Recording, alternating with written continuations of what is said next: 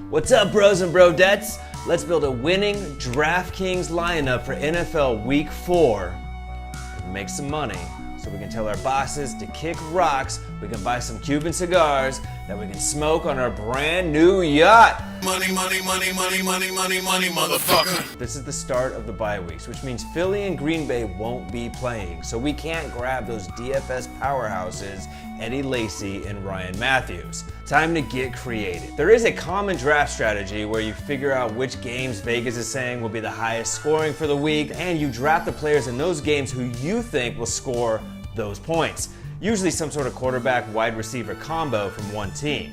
And I used this strategy last week, and here's a look at my lineup and my collective winnings. Vegas and I both knew last week that the New Orleans versus Atlanta game was going to be a real barn burner. So, obviously, I grabbed Drew Brees and his top wideout, Brandin Cooks. And Drew Brees really came through for me with 29 points. Of his 300 plus passing yards, 13 of those went to Brandin Cooks. So I ended up out of first place by a mere 96 points. Since daily fantasy sports is a game of skill and not gambling, I'm going with the same approach this week. I'm going to stack from the New Orleans versus San Diego game because even though Jacksonville is listed as the home team this week, they're playing in London. So, unless you're one of those weirdos who call Europe the motherland, Blake Bortles is not playing at home. I'm going to draft a Sunday-only team, the 13-game lineup. That means that I'm going to do the early game with Indianapolis and Jacksonville. Let's go. All right, I'm going to start with a quarterback based on Vegas odds, Phillip Rivers. Okay, he's only 6,900. He's a steal at home, and I'll stack him with his top wideout, Travis Benjamin, because he's only $5,900 and he's black, so you know he's good. Most experts would tell you to avoid popular stacks, but I like being part of the cool group. For my next wideout, I'll go across the pond to the Indianapolis-Jacksonville game, and I'm going to choose for 7,000 T.Y. Hilton. The T.Y. stands for thank you when I'm hitting that payday.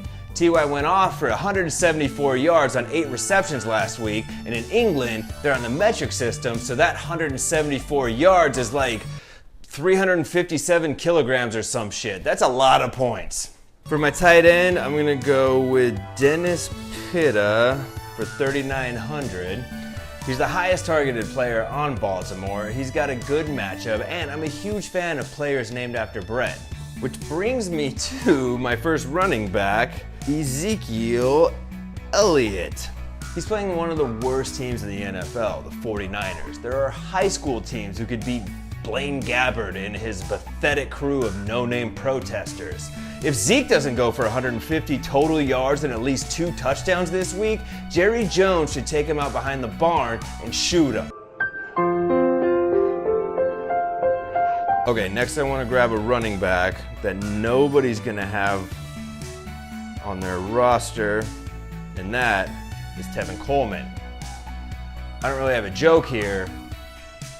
Camping stuff. For defense, let's go with the Broncos. They're playing against Tampa Bay to figure out who's the best orange team in the NFL. For wideout, I want to go with Doug Baldwin because go Hawks.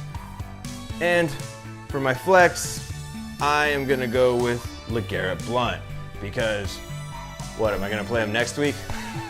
Not when Tom Brady's back. He's gonna be throwing to anybody on the field with 2 hands just to pad his stats for 2016. It's the last week to play LeGarrette Blount, people.